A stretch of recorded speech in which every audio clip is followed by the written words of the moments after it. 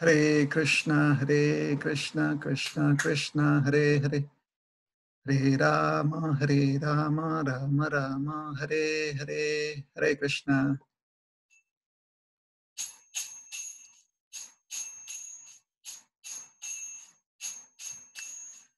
Jai Radha Madhava Kunja Bihari Jaya Radha Madhava Kunja Bihari Jaya Gopi Jana Vallabha Girivardhari Jaya Gopi Jana Vallabha Girivardhari Yashodanandana Braja Janaranjana Yashodanandana Braja Janaranjana Yamuna Tira Vanachari Yamuna Tira Vanachari Jaya Radha Madhava Kunja Bihari Jaya Radha Madhava Kunja Bihari Hare Krishna Krishna Krishna Hare Hare Hare Rama Rama Rama Hare Hare Hare Krishna Krishna Krishna Hare Hare Hare Rama Rama Rama Hare Hare Hare Krishna Krishna Krishna Hare Hare Hare Rama Rama Rama Hare Hare Jaya Prabhupada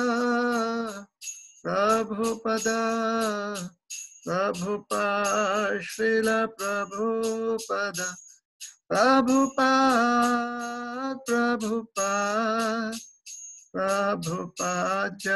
Jaya Prabhupada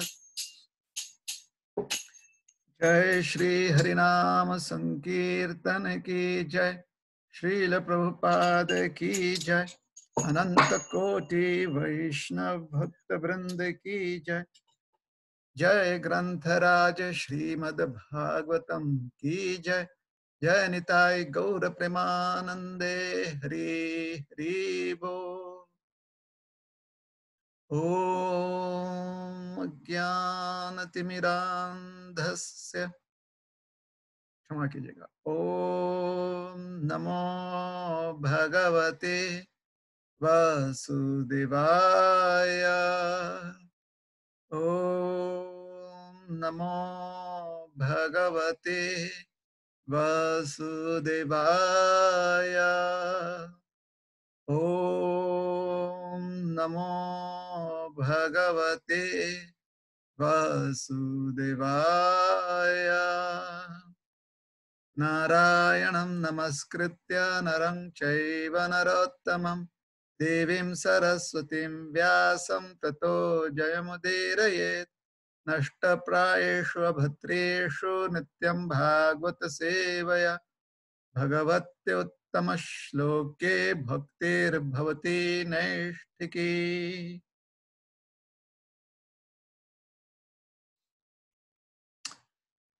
हरे कृष्णा ग्रंथराज श्रीमद् भागवतम स्कंध तीसरा अध्याय तीसरा शीर्षक है वृंदावन से बाहर भगवान श्री कृष्ण की लीलाएं। श्लोक क्रमांक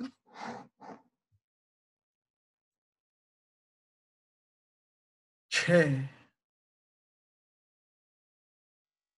सुतं मृधे खं वपुषा ग्रसन्तं दृष्ट्वा सुनाभोन्मथितं धरित्र्या आमन्त्रितस्तत् तनयाय शेषं दत्त्वा तद् अन्तः पुरम् आविशेष।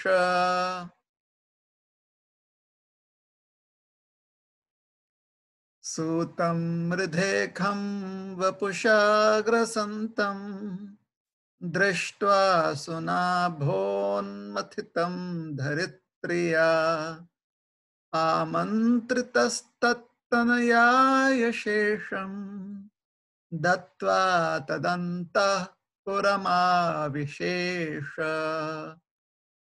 सूतं मृधेखं वपुषा ग्रसन्तं दृष्ट्वा सुनाभोन्मथितं धरित्र्या आमन्त्रितस्तत्तनयाय शेषं दत्त्वा तदन्तःपुरमाविशेष। सुतं मृधेखं वपुषा ग्रसन्तं दृष्ट्वा सुनाभोन्मथितं धरित्र्या आमन्त्रितस्तत्तनयाय शेषं दत्त्वा तदन्तः पुरमाविशेष।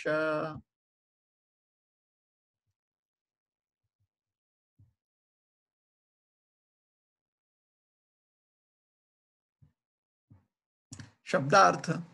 सुतम पुत्र को, मृधे युद्ध में, खम आकाश, वपुषा अपने शरीर से, ग्रसंतम निगलते हुए, दृष्टवा देखकर, सुनाभ सुदर्शन चक्र से, उन्मथितम मार डाला, धरित्र्या पृथ्वी द्वारा, आमंत्रित आमंत्रितः प्रार्थना किए जाने पर, तत् तनयाय नरकासुर के पुत्र को, शेषम उससे लिया हुआ, दत्वा लौटाकर, तत् उसके, अंतः पुरम घर के भीतर, आविशेष घुसे।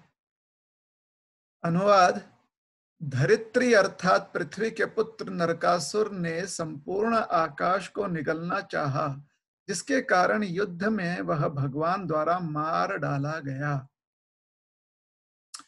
तब उसकी माता ने भगवान से प्रार्थना की, इससे नरकासुर के पुत्र को राज्य लौटा दिया गया और भगवान उस असुर के घर में प्रविष्ट हुए। तात्पर्य श्री श्रीमद् अभय चरणारविंद भक्ति वेदांत स्वामी महाराज श्रील प्रभुपाद जी द्वारा। अन्य पुराणों में यह कहा गया है कि नरकासुर भगवान द्वारा उत्पन्न धरित्री पृथ्वी का पुत्र था, किंतु वह एक अन्य असुर बाण की कुसंगति के कारण असुर बन गया।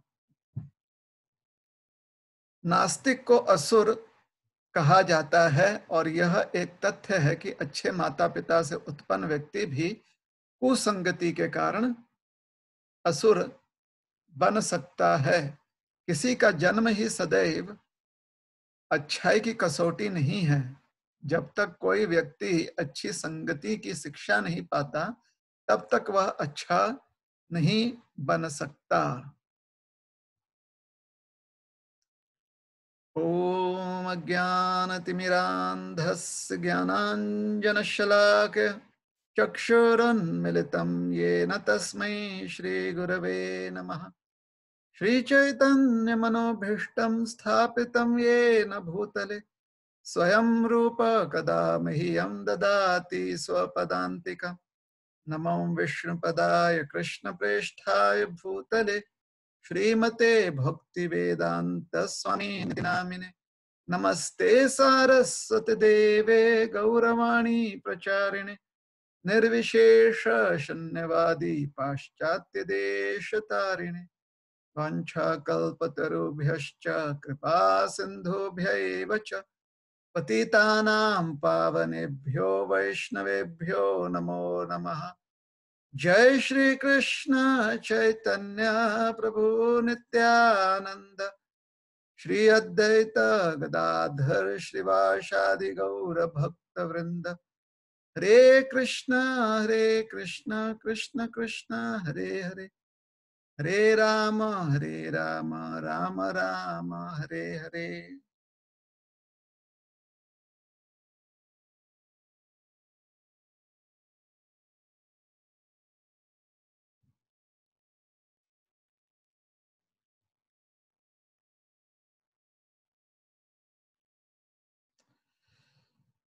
हरे कृष्ण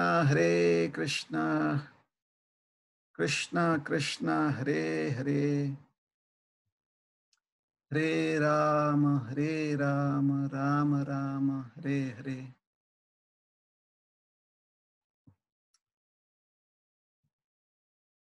हरे कृष्ण।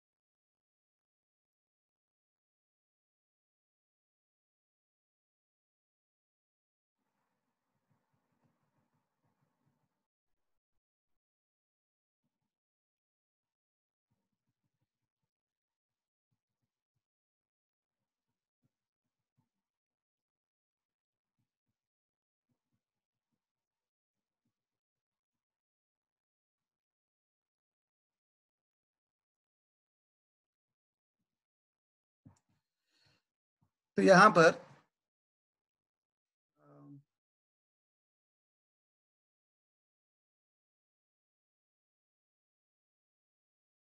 उद्धव जी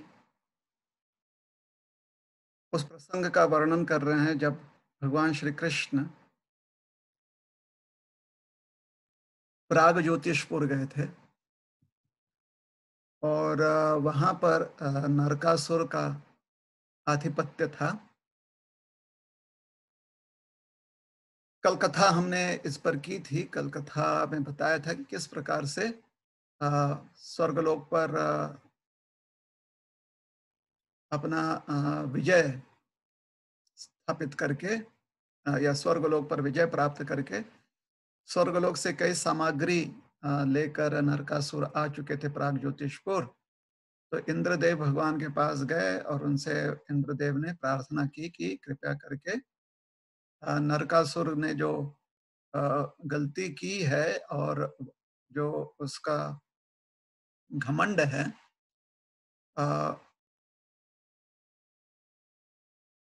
वह भगवान नष्ट कर दें, ताकि नरकासुर जो है जो तकलीफ दे रहा है अन्य लोगों को, अन्य जीवों को, उस तकलीफ से सब कोई मुक्त हो सके। तो भगवान गए और भगवान ने प्रागज्योतिषपुर में घनासन युद्धोपरांत नरकासुर को सुदर्शन चक्र से नरकासुर को मृत्यु दंड दे दिया। तो युद्ध बहुत ही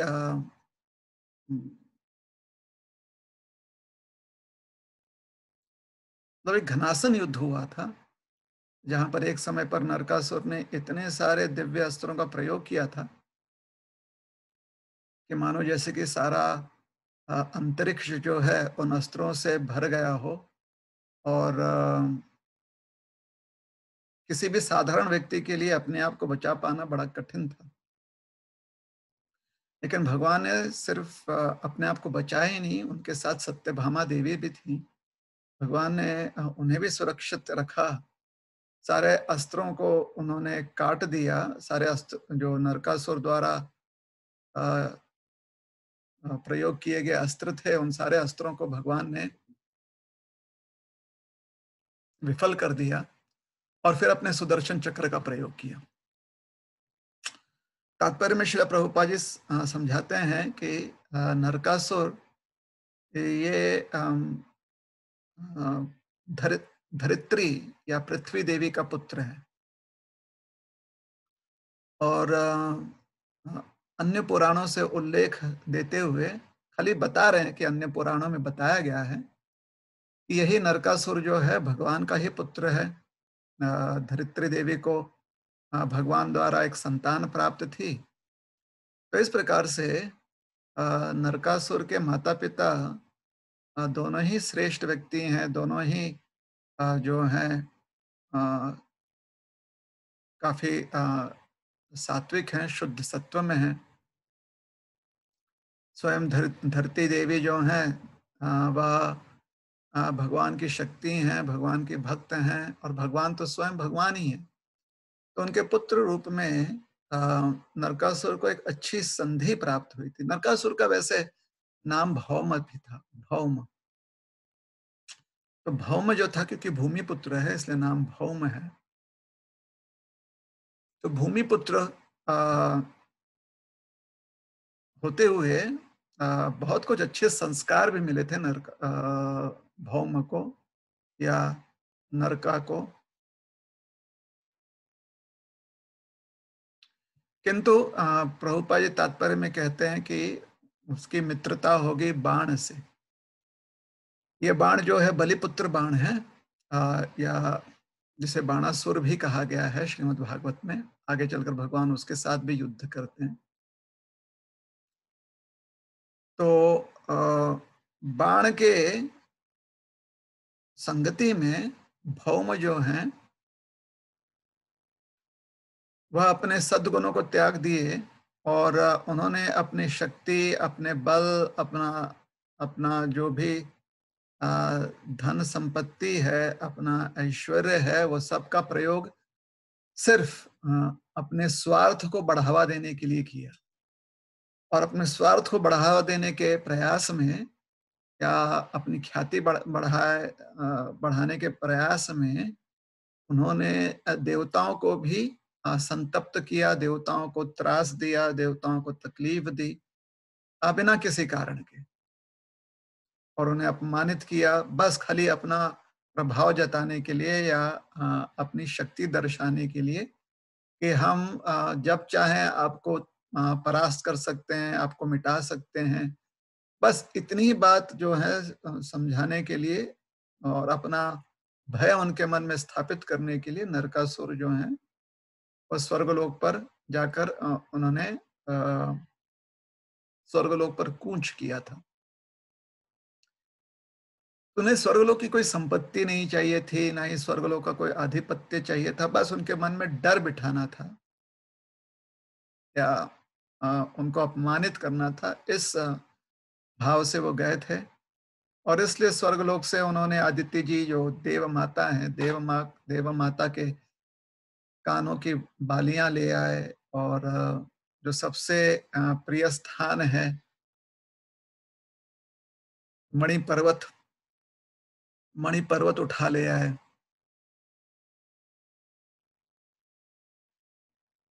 और इंद्र जी की जो छतरी है वो छत्र ले आए जो वरुण देव ने इंद्र जी को भेंट दिया था। तो इस प्रकार से खाली अपना वर्चस्व स्थापित करने के लिए तो नरकासुर के मन में बड़ा घमंड था। शायद उन्हें लग रहा होगा कि वो स्वयं भगवान विष्णु के पुत्र हैं और धरती के पुत्र हैं, तो इस कारण जो है मन में बहुत मिथ्या अभिमान आ गया होगा। हालांकि प्रभुपाद समझाते हैं कि यह अभिमान उन्हें अपने परिवार से नहीं प्राप्त हुआ था। यह इस प्रकार का जो अहंकार है या मिथ्याभिमान है वह बाण के कुसंगति से प्राप्त हुआ था, बाणासुर के कुसंगति से प्राप्त हुआ था। तो प्रभुपाद जी कहते हैं तात्पर्य में, प्रभुपाद जी समझाते हैं कि आपका जन्म जो है वह यह सिद्ध नहीं करता है कि आपके कर्म कैसे होंगे। ना ही आपका जन्म जो है ये बताता है कि आपकी वृत्ति कैसे होगी। आपका जन्म जो है, प्रभुपाद जी कहते हैं कि आपकी अच्छाई की कसौटी नहीं है। आपकी अच्छाई या बुराई की कसौटी आपका जन्म नहीं है। आपकी अच्छाई और बुराई का पहचान आपके जन्म से नहीं होता है, बल्कि आपके कर्मों से होता है। कभी-कभी जिनका जन्म जो है बहुत ही विपरीत परिस्थिति में हुआ हो, जहाँ पर खाली बुराई है, लेकिन वह व्यक्ति जो है अत्यंत सज्जन वृत्ति का हो सकता है। और कभी-कभी जो व्यक्ति बहुत ही सुंदर परिवार में, बड़ा ही सुशील परिवार में और समाज में जन्मा हो, लेकिन फिर अपने कर्मों द्वारा वो एकदम दुष्ट हो सकता है। तो जन्म से ज्यादा कर्म को प्रधानता दी गई है वैदिक संस्कृति में, क्योंकि जन्म जो है यह सिर्फ एक दुख है इस संसार में। जन्म जो है वह हमारे कर्मों द्वारा या हमारे प्रारब्ध द्वारा हमें प्राप्त होता है जन्म। हमारे पूर्व कर्म जो होते हैं, पूर्व कर्म पर। लेकिन हमारी वृत्ति जो है वो निश्चित करती है कि आगे चलकर हमें पुण्य प्राप्त होगा, या हम पाप कर रहे हैं, या फिर हम मुक्ति का कोई साधन जो है अपना रहे हैं, वह हमारे कर्म पर निर्भर करता है। इसलिए हमें अपने कर्मों पर ज्यादा ध्यान देना चाहिए। प्रभुपाद जी इस बात को समझाने के लिए कहते हैं कि अगर किसी सर्जन के घर में बच्चा पैदा होता है तो जन्म से वो सर्जन नहीं बनता।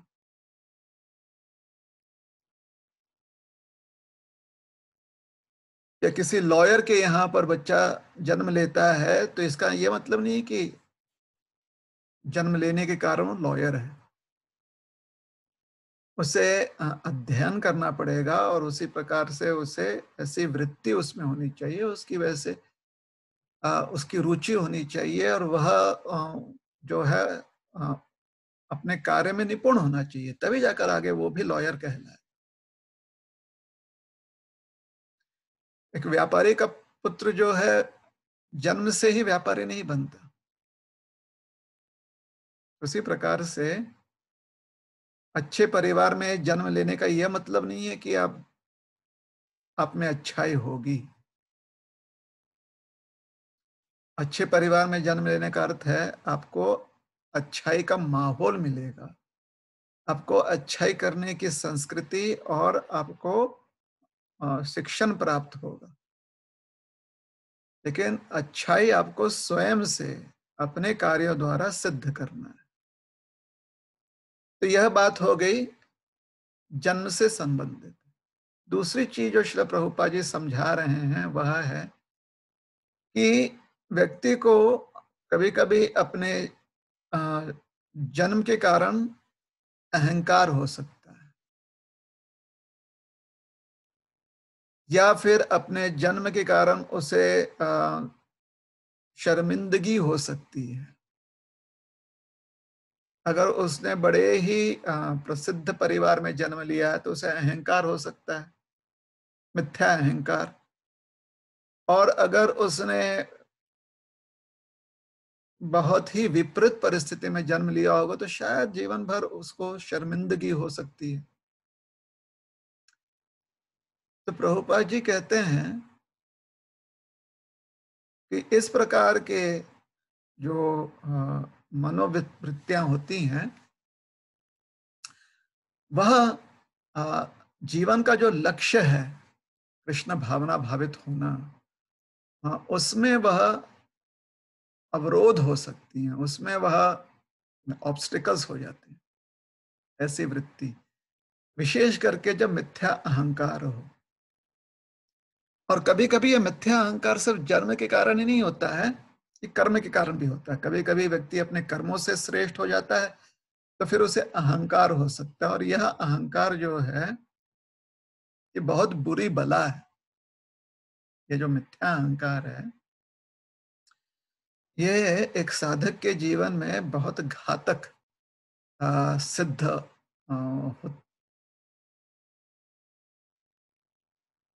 सिद्ध होता है साधक के जीवन में। ये अहंकार जो है, बहुत ही घातक सिद्ध होता है। तो इसलिए बुद्धिमान व्यक्ति को ना तो अपने जन्म के आधार पर अपने आप को सिद्ध समझना चाहिए, श्रेष्ठ समझना चाहिए, गौण समझना चाहिए, और ना ही अपने कर्मों पर कर्मों से प्राप्त जो उसे ख्याति है, या जो उसे कोई श्रेष्ठ उसे पद प्राप्त है, तो उसके उसकी वजह से उसके मन में किसी प्रकार का अहंकार नहीं होना चाहिए। दोनों ही जो है वह हानिकारक है। और एक चीज पर जिस पर प्रभुपाद जी ध्यान दिलवाते हैं, वह यह है कि संगति के कारण व्यक्ति अच्छा भी हो सकता है, बुरा भी हो सकता है। संगति के कारण अच्छे परिवार में जन्म ले लिया हुआ व्यक्ति, या अच्छा आ, कर्म करने वाला व्यक्ति भी कुसंगति के कारण वह दुष्ट हो सकता है, दुष्ट बन सकता है। और उसी प्रकार से अगर कोई व्यक्ति बड़ा ही अधम हो, और बहुत ही गलत कामों में लगा हो, या फिर उसका जन्म जो है वह किसी अच्छे माहौल में नहीं हुआ हो, लेकिन अगर उसे सत्संगति प्राप्त हो जाए, तो उससे उसका जीवन परिवर्तित हो सकता है, उसका मन और हृदय भी परिवर्तित हो सकता है सत्संगति के कारण।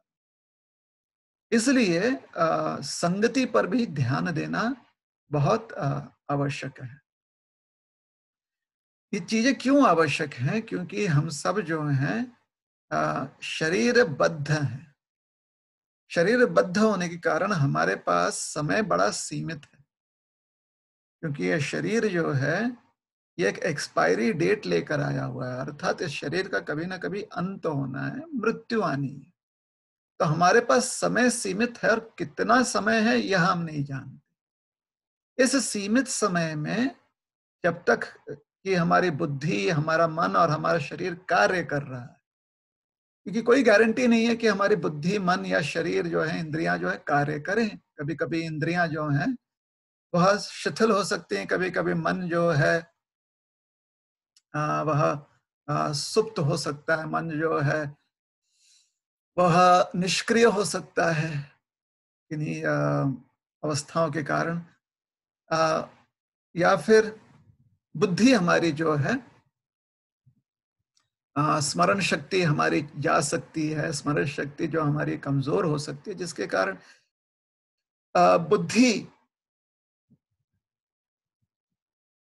का प्रयोग हम ठीक से शायद ना कर पाए। तो इसलिए समय हमारे पास बहुत सीमित है, हमारे पास अधिक समय नहीं है, और इस सीमित समय में हमें एक लक्ष्य प्राप्त करना है। वह है कि संसार चक्र से मुक्त होकर भगवान के नित्य सानिध्य में, भगवान का नित्य सानिध्य प्राप्त करके, भगवान के जो नित्य जगत है, जहां पर भगवान नित्य लीलाएं करते रहते हैं, वहां पर जाकर भगवान की नित्य सेवा करना, यह हमारा लक्ष्य है।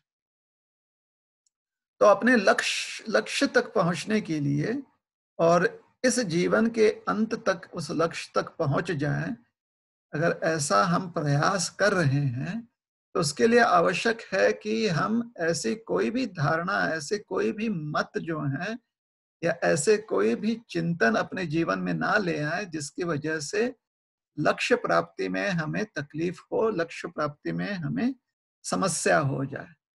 तो हर जीव का कर्तव्य है, हर जीव का जो लक्ष्य है, वो होना चाहिए कृष्ण भक्ति। और कृष्ण भक्ति के लिए जो भी आवश्यक हो हमें वो करने के लिए तैयार, हमारी तैयारी होनी चाहिए।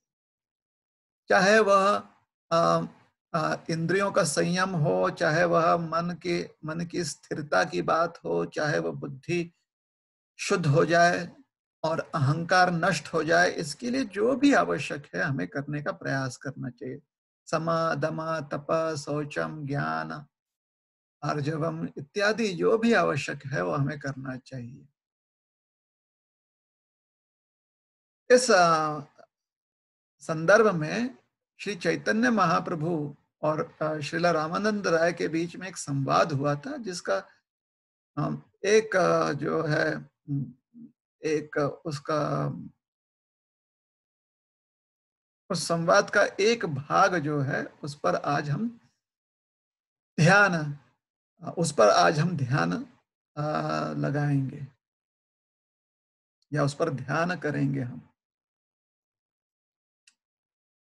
तो चैतन्य महाप्रभु दक्षिण भारत यात्रा पर निकले थे और दक्षिण भारत यात्रा पर जब महाप्रभु निकल रहे थे जगन्नाथपुरी से, तो सार्वभौम भट्टाचार्य जी ने बड़ा दुख हो रहा था कि चैतन्य महाप्रभु जगन्नाथपुरी से जा रहे हैं कुछ समय के लिए। तो पहले तो उन्होंने प्रयास किया चैतन्य महाप्रभु को रोक कर रखें, लेकिन जब चैतन्य महाप्रभु पूरी तरह से मन बना लिए थे और कोई उन्हें रोक नहीं पा रहा था, तो उस समय सार्वभौम भट्टाचार्य जी ने उन्हें चैतन्य महाप्रभु को एक विनम्रता पूर्वक सलाह दी। कहा कि अगर आप दक्षिण भारत जा रहे हैं तो वहां पर हमारा एक बहुत ही अच्छा मित्र है जिसके साथ हमारे पत्र व्यवहार होते रहते हैं, चर्चा होती रहती है। उनका नाम है रामानंद राय। वो जो है गोदावरी परिसर में परिसर क्षेत्र के अब गवर्नर हैं। अब जाकर उनसे जरूर मिलिएगा। वो वहां के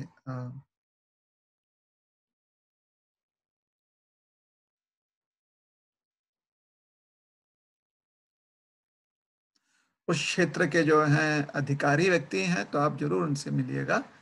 और यह हमारा आपसे आग्रह है, निवेदन है और विनम्र सलाह भी है। चैतन्य महाप्रभु गए और जब वह गोदावरी के तट पर कवूर क्षेत्र का नामक एक परिसर था, वहां पर रामानंद राय जी से उनकी भेंट हुई और दोनों के बीच में काफी दिनों तक संवाद हुआ, एकांत में संवाद हुआ।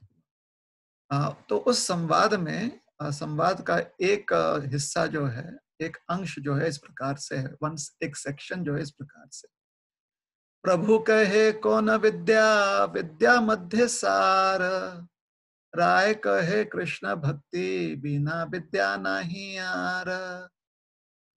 तो चैतन्य महाप्रभु ने पूछा कि कौन सी विद्या जो है वो सबसे महत्वपूर्ण है और ऐसा कौन सा विद्या जो है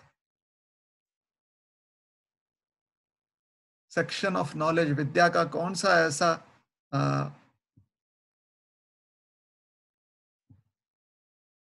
या ज्ञान का ऐसा कौन सा विषय है, विद्या से ज्ञान का जो ऐसा कौन सा विषय है जो सब चीज का सार हो। तो उस समय रामानंद राय जो गवर्नर थे, मतलब बहुत एक तो उनके पास शासकीय बहुत अधिकार था, है ना, शासन करता थे वह, और इसलिए बहुत औदा था, बहुत उनके पास पावर थी, शक्ति थी, और साथ ही साथ विद्वान भी बहुत थे। क्योंकि अगर आपको शासन करना है और आप कोई शासकीय अधिकारी हैं, तो फिर जैसे कोई कलेक्टर होता है, तलाठी होता है, तो उसके पास ज्ञान बहुत होना चाहिए उस क्षेत्र का, और बहुत सारे विषयों का उसे ज्ञान होना चाहिए। तो रामानंद राय के पास बहुत सारा इस प्रकार से ज्ञान था। तो उन्होंने, जब उनसे पूछा गया, चैतन्य महाप्रभु ने पूछा कि सारे विद्याओं में सबसे श्रेष्ठ ज्ञान कौन सा माना जाएगा, जो ज्ञान का सार है, विद्याओं का सार है, सारे जो भी शिक्षण प्राप्त करता है व्यक्ति उसका सार हो। उन्होंने कहा सारे विद्याओं में जो सबसे श्रेष्ठ है और जो सार है और जो महत्वपूर्ण है वह है कृष्ण भक्ति। कृष्ण भक्ति का जो ज्ञान है उसके बिना अगर कोई भी विद्या, कोई भी ज्ञान व्यक्ति प्राप्त करता है तो फिर व्यक्ति जो है पूरी तरह से विद्वान हो नहीं सकता, क्योंकि बाकी ज्ञान जो है वह इस शरीर के साथ समाप्त हो जाएगा, लेकिन जो कृष्ण भक्ति का ज्ञान है वो शरीर उपरांत भी आपका साथ देता है। कृष्ण भक्ति का जो ज्ञान है, तो कृष्ण भक्ति बिना विद्या नहीं आर। कृष्ण भक्ति के बिना कोई और विद्या जो है वो सार नहीं मान सकते हैं। फिर चैतन्य महाप्रभु ने पूछा, ठीक है विद्याओं में श्रेष्ठ है, तो ये बात समझ में आ गई कि अगर मानव जीवन मिला हुआ है तो अन्य जो भी शिक्षाएं हम प्राप्त कर रहे हैं उसके साथ साथ कृष्ण भक्ति की विद्या भी हमें प्राप्त करनी चाहिए, हमें समझ में आनी चाहिए, हमें ले लेनी चाहिए। कृष्ण विद्या, कृष्ण भक्ति विद्या या जो भी शिक्षण प्रणालियां हैं संसार में उसमें बहुत अच्छे से और उसे मध्यस्थ रखते हुए या उसे प्रमुख मानते हुए कृष्ण भक्ति को प्रमुख मानते हुए उसे सिखाने का प्रयास करना चाहिए। आज सामाजिक व्यवस्था ऐसी है कि किसी कारण से थोड़ा सा यह संभव होते हुए दिख नहीं रहा है, लेकिन ज्ञान तो ज्ञान होता है, सत्य तो सत्य होता है। माहौल कैसा भी हो, अ, अगर समाज में वो स्वीकारणीय है या नहीं है, फिर भी ज्ञान तो ज्ञान ही है ना, ज्ञान थोड़ी बदलता है। तो इसलिए चैतन्य महाप्रभु ये बात समझाते हैं। उसके बाद चैतन्य महाप्रभु बड़ा ही एक विचित्र बात पूछते हैं। विचित्र इसलिए क्योंकि अ, मानो जैसे कि हमारी नस चैतन्य महाप्रभु जानते हैं संसार में अ, जो हमारी नस है ना, जो हर व्यक्ति की अभिलाषा है, हर व्यक्ति जिस प्रकार का स्वप्न देखता है कि वो उस जो है उस लेवल तक पहुंच जाए, उस स्तर तक पहुंच जाए, उस मुकाम तक पहुंच जाए। तो यह बात चैतन्य महाप्रभु यहाँ पर स्पष्ट कर रहे हैं। तो आगे कहते हैं चैतन्य चरितामृत में कविराज गोस्वामी कृष्णदास कविराज गोस्वामी कहते हैं कि प्रभु कहे, चैतन्य महाप्रभु पूछ रहे हैं और फिर राय कहे, मतलब रामानंद राय जो है उत्तर दे रहे हैं। तो पहला पंक्ति जो है, पहला पद जो है वह है प्रभु कहे, मतलब चैतन्य महाप्रभु पूछ रहे हैं, और दूसरी पंक्ति जो है वो है राय कहे, अर्थात श्री रामानंद राय जी उत्तर दे रहे हैं। ठीक है। कीर्ति गण मध्य जीवेर कोण बड़ कीर्ति, कृष्ण भक्त बलिया याहार है ख्याति। कीर्ति गुण मध्य जीवेर, तो कीर्ति गुण मध्य, क्षमा कीजिए, कीर्ति गण मध्य, ऐसे बहुत सारे कार्य होते हैं जिसे व्यक्ति में, जिसे संसार में लोग बहुत उसकी स्तुति करते हैं, उसे श्रेष्ठ मानते हैं और उससे व्यक्ति को कीर्ति प्राप्त होती है, व्यक्ति की कीर्ति गान की जाती कि अरे उन्होंने कितना बहुत ही योग्य कार्य किया या अद्भुत कार्य किया, तो कीर्ति। तो कीर्तिगण मध्य ऐसे जो भी कार्य जो आपको कीर्ति प्रदान कर सकते हैं, मतलब अगर आप सत्यवादी हो, मेहनती हो, आप समाज सेवक हो, जो भी हो, ऐसे अलग अलग कार्यों में जो गण, इस प्रकार के गण शब्द से सूचित होता है कि ऐसे जो कार्य हैं, इन कार्यों में सबसे श्रेष्ठ कौन सा कीर्ति माना गया है। कौन बड़ कीर्ति, कीर्ति गण मध्य जीवेर, कौन बड़ा कीर्ति, कौन सा बड़ा कीर्ति माना है। तो कृष्ण भक्त बलिया कहते हैं अगर आपको यह कीर्ति प्राप्त है, आपको ये आपकी इस प्रकार से प्रशंसा की जा रही है कि आप कृष्ण भक्त बलिया, मतलब अगर दूसरे लोग आपको कृष्ण भक्त समझ रहे हैं, दूसरे लोग जो हैं संसार में आपको अगर कोई जानता है तो इस रूप में जानता है कि वो कृष्ण भक्त हैं। अर्थात वो कृष्ण की हमेशा सेवा करते रहते हैं। उन्हें संसार में किसी और चीज़ में ना तो रुचि है, ना अभिलाषा है। किसी भी व्यक्ति, वस्तु, पदार्थ या स्थान से उनकी आसक्ति नहीं है, बस कृष्ण भक्ति में लगे रहते हैं। तो कृष्ण भक्त बलिया यहारा होय ख्याति, इसे ख्याति मानी गई है। इस चीज़ को जो है प्रसिद्धि मानी गई है। इससे श्रेष्ठ ना तो कोई और ख्याति है, ना प्रसिद्धि है, ना कोई कीर्ति है। ऐसे राय कहे, रामानंद राय कहते हैं। तो वास्तव में यही बात जो है ना गरुड़ पुराण और अन्य पुराणों में भी कहा गया। जैसे गरुड़ पुराण है, उसमें समझाया गया है, कलो भागवतम नाम दुर्लभम नैव लभ्यते ब्रह्म रुद्र पदोत्कृष्णम गुरुणा कथितम मम। कलो भागवतम नाम दुर्लभम नैव लभ्यते। भागवत का अर्थ होता है जो भगवान का भक्त हो।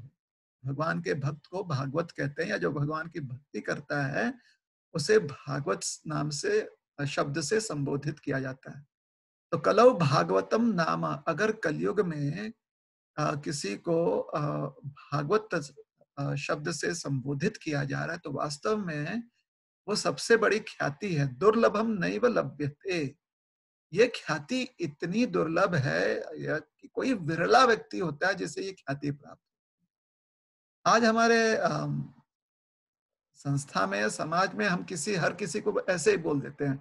हम मतलब कितना आसानी से हम बोल देते हैं कि अरे आप तो बहुत महान भक्त हो, आप तो बड़े श्रेष्ठ भक्त हो। लेकिन हम हमारे भक्ति की परिभाषा सिर्फ आम लोग ही नहीं बल्कि अगर महात्मा गण भी करें, मतलब हर श्रेणी या वर्ग का व्यक्ति अगर हम हमें भागवत माने, तब जाकर हम भागवत कहलाएंगे। हमारे 8-10 चेले चपेटे अगर हमसे कहें कि आप भागवत हैं, आप बड़े महान भक्त हैं, आप जगत गुरु हैं, तो ये खाली हमारे चेले चपाटे हैं ना, उनका अपना स्वार्थ है उसमें। हरे कृष्णा कृष्ण कृष्ण हरे हरे, हरे राम राम राम हरे हरे। बीच में हमें लगा कि फिर से फेसबुक जी जो है फ्रेम फ्रीज कर रहे हैं।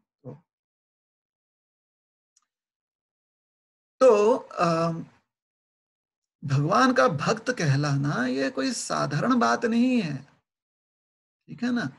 ये बहुत ही विरला या बहुत ही दुर्लभ है। ये कोई ही, मतलब कोई रेयर व्यक्ति, कोई विरला व्यक्ति जो है वह इस दुर्लभ ख्याति को प्राप्त कर सकता है। आपके और हमारे कहने से क्या हो, है ना। आप और हम तो ये,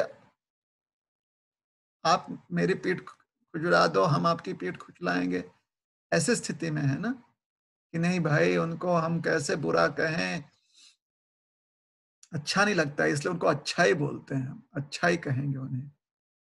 तो बुरा मत बोलिए, लेकिन कम से कम जो नहीं है उससे तो आप मत कहिए ना। हम्म? क्योंकि अगर कोई व्यक्ति सही में सोच ले कि 8-10 उसके जो अनुयायी हैं जिनके कहने पर वो विचार कर ले कि हाँ मैं शुद्ध भक्त हूं, मैं, तो उसकी कितनी बड़ी मूर्खता है। और उस मूर्खता के पीछे आप लोगों का योगदान होगा ना, 8-10 लोगों का योगदान होगा कि वो व्यक्ति इतना मूर्ख हो गया है।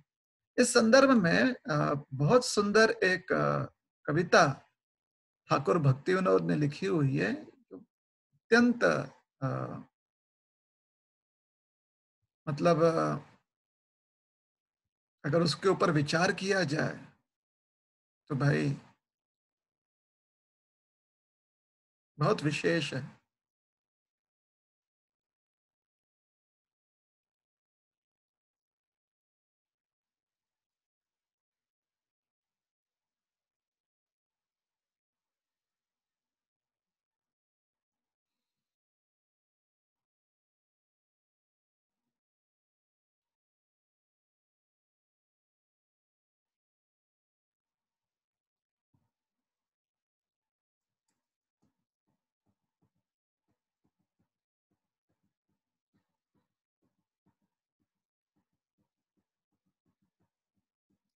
भक्ति विनोद ठाकुर अपने उस कविता में कहते हैं कि कभी-कभी लोग ये विचार करते हैं कि या मैं ये विचार करता हूँ कि मैं एक वैष्णव हूँ, मैं एक सिद्ध महात्मा हूँ और ये मेरी गलती है। इस प्रकार का मैं विचार मन में लाकर ये सोचता हूँ कि भाई वास्तव में बहुत श्रेष्ठ व्यक्ति हूँ मैं। और इसलिए वो भगवान से प्रार्थना करते हैं कि हे प्रभु, ऐसे भ्रम से मुझे मुक्त करो।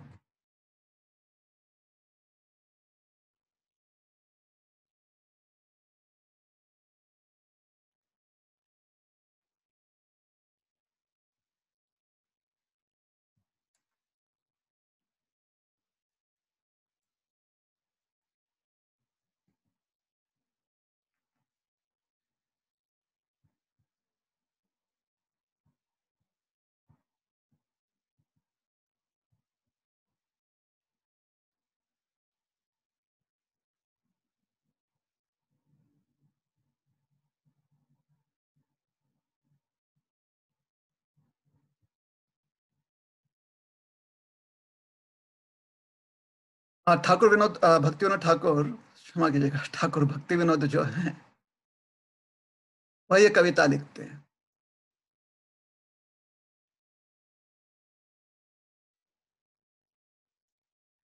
আমি তো বৈষ্ণব এ বুদ্ধি হইলে মানি না হব আমি।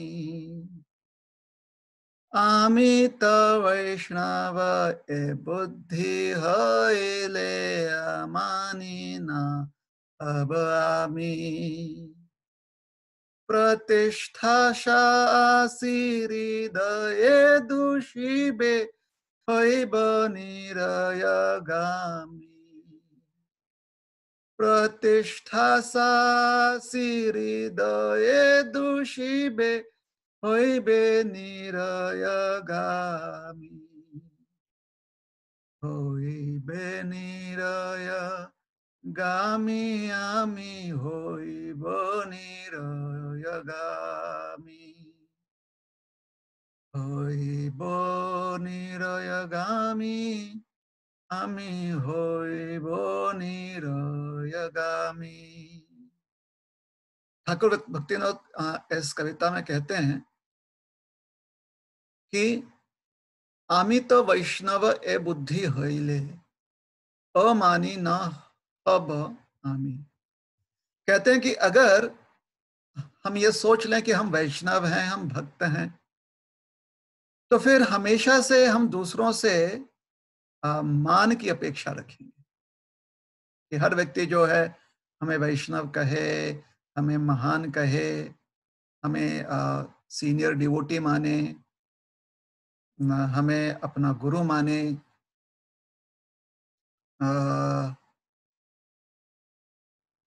हम उनके लिए भगवान के साक्षात प्रतिनिधि हैं ऐसा माने, हमारे सारे वचनों का वो पालन करें, हमारे सारे आदेशों का पालन करें। तो ये जो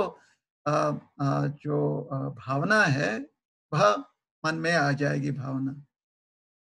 और जब मन में ऐसी भावना आ जाएगी तो फिर यह जो प्रतिष्ठा और ख्याति, कीर्ति, इसके विचारों से हृदय जो है हमारा प्रदूषित हो जाएगा।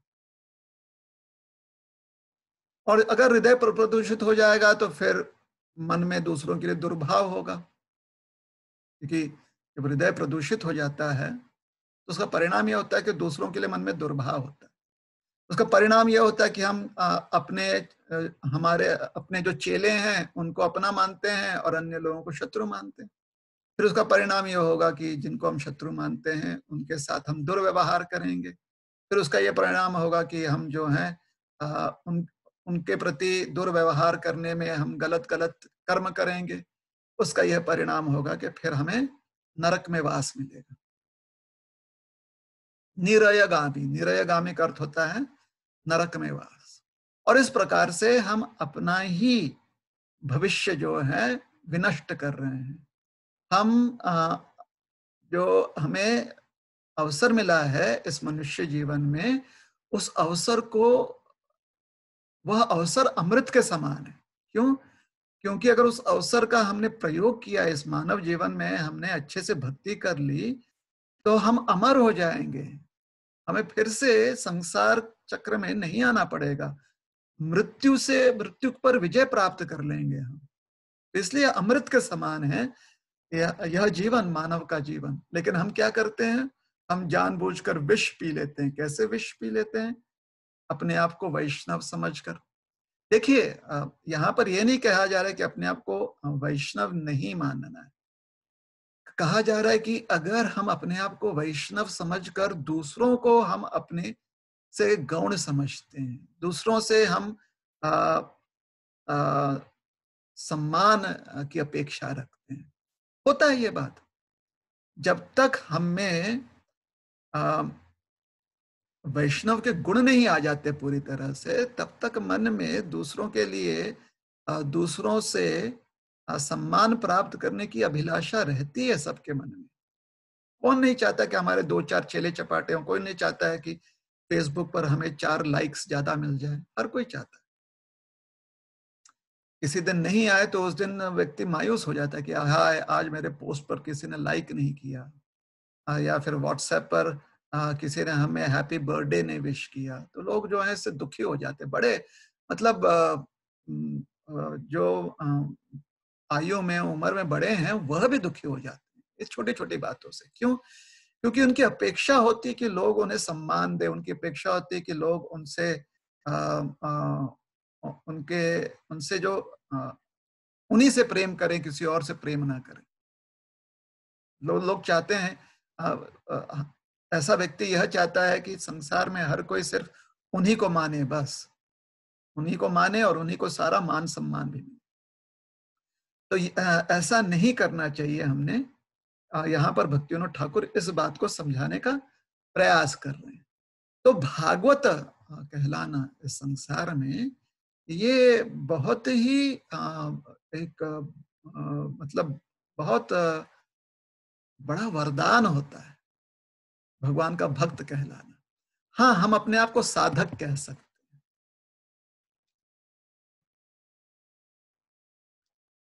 हम ये कह सकते हैं कि हम भक्ति करने का प्रयास कर रहे हैं, भक्ति या सेवा करने का प्रयास कर रहे हैं।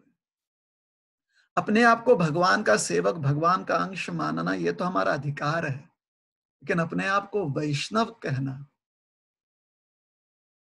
कि हम वैष्णव हैं, यह सोचकर कि वैष्णव जो है वो सर्वश्रेष्ठ होता है, वैष्णव जो है सबसे ऊंचा होता है, सबसे बड़ा होता है, वैष्णव जो है वो सर्व सम्मान्य है, सबका सम्मान जिसे प्राप्त होता है, तो इसलिए वैष्णव अपने आप को कहना, ये हमारे लिए बहुत घातक ये बात सिद्ध हो सकती है। तो फिर से ठाकुर भक्ति विनोद की जो यहाँ पर वाणी है, उसे फिर से हम जो है याद कर लें। अमित वैष्णव बुद्धि हईले मानी नबी।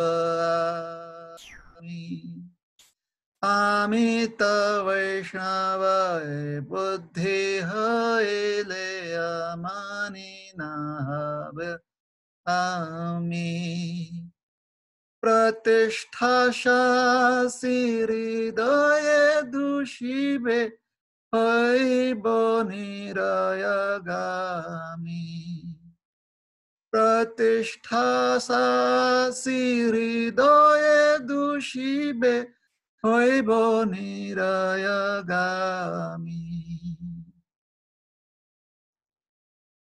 হইব নিরয়গামী, হইব নিরয়গামী, হইব নিরয়গামী, হইব নিরয়গামী। হরে কৃষ্ণ হরে কৃষ্ণ হরে কৃষ্ণ হরে কৃষ্ণ কৃষ্ণ কৃষ্ণ হরে হরে हरे राम हरे राम राम राम हरे हरे, हरे कृष्णा कृष्ण कृष्ण हरे हरे, हरे राम राम राम हरे हरे, हरे कृष्णा कृष्ण कृष्ण हरे हरे, हरे राम राम राम हरे हरे, हरे कृष्णा कृष्ण कृष्ण हरे हरे, हरे राम राम राम हरे हरे, हरिब निरयगामी हरिब निरयगामी।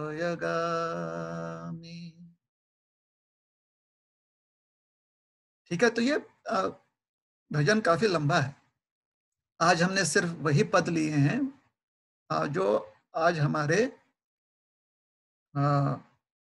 चर्चा से संबंधित है। ठीक है, तो कलौ भागवतम नाम दुर्लभम नैव लभ्यते। बड़ा ही दुर्लभ है कि कोई वास्तव में भागवत नाम के लायक हो, के योग्य हो। ब्रह्म रुद्र पदोत्कृष्णम गुरुणा कथितम मम। क्योंकि जब किसी को यह पद मिल जाता है, भागवत है या भगवान का भक्त है, तो ब्रह्मा जी महादेव जी से लेकर जितने बाकी अन्य देवी देवता हैं, वह सब उन सबों से ये भागवत जो है वो श्रेष्ठ होता है। सारे शास्त्र जो हैं कथितम, गुरुणा कथितम मम, गुरुणा कथितम, मतलब जितने भी शास्त्र हैं वह इस बात को, इस तत्व को सिद्ध करते हैं, प्रमाणित करते हैं कि जो भगवान का भक्त होता है वो ब्रह्मा जी महादेव जी अन्य देवी देवताओं से श्रेष्ठ होता है। देखिए, यहाँ पर ब्रह्मा जी महादेव जी का नाम इसलिए लिया जा रहा है क्योंकि वह इस संसार में बड़े बड़े नियंत्रक हैं। वास्तव में देखा जाए तो ब्रह्मा जी महादेव जी ये भी श्रेष्ठ वैष्णवी हैं, ये भी महाभागवत हैं। ये प्रहलाद महाराज नहीं, यमराज जी यमदूतों को अ,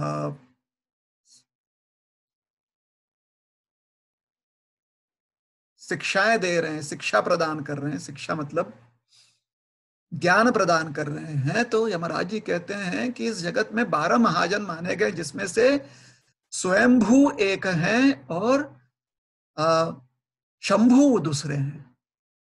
स्वयंभू नारद शंभू। तो स्वयंभू ये ब्रह्मा जी हैं और शंभू ये महादेव जी हैं।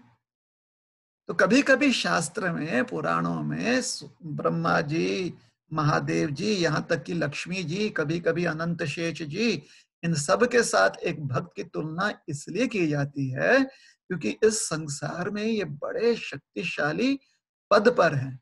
ब्रह्मा जी का जो पद है बहुत शक्तिशाली है। महादेव जी तो इस संसार में अत्यंत शक्तिशाली व्यक्ति हैं। तो उस संदर्भ में कहा जा रहा है कि अगर कोई इतना शक्तिशाली हो जाए, उससे भी श्रेष्ठ भागवत माना गया है, अर्थात भगवान का भक्त माना गया है। अब विचार कीजिए, आप और हम किसी को कह देते हैं कि आप शुद्ध भक्त हो, आपको सही में लगता है कि वो व्यक्ति ब्रह्मा जी से श्रेष्ठ है, महादेव जी से श्रेष्ठ है, अन्य देवी देवताओं से श्रेष्ठ है? नहीं ना लगता है। तो फिर कैसे हम किसी से कह देते हैं कि आप शुद्ध भक्त हो? और उससे बड़ी बड़े आश्चर्य की और मूर्खता की बात है जब हमें लगता है कि हम बड़े भक्त हैं, हमें विश्वास हो जाता है। पता नहीं कैसे ऐसा अहंकार आ जाता है व्यक्ति के मन में। अरे ब्रह्मा जी के सामने हम क्या हैं? महादेव जी के सामने तो हम कीड़े मकोड़े भी नहीं है, उससे भी कहीं गिरे हुए हैं।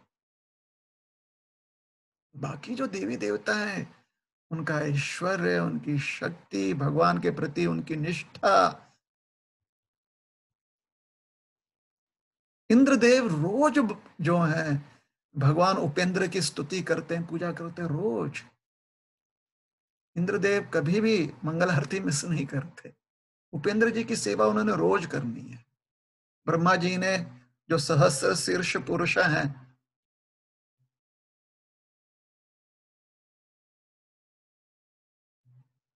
जो महापुरुष भगवान हैं, उनकी रोज स्तुति करते हैं, रोज सेवा करते हैं। महादेव जी जो है कृष्ण कथा में या भगवत कथा में रमे हुए होते हैं, भगवत नाम का ध्यान करते हुए संसार से महादेव जी जो हैं विलुप्त रहते हैं।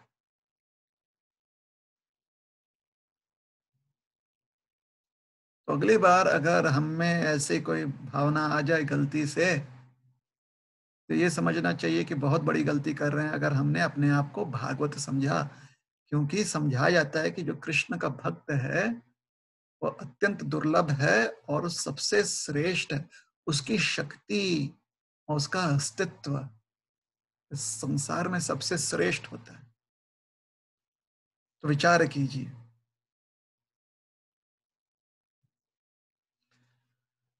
स्वर्गलोक में जाकर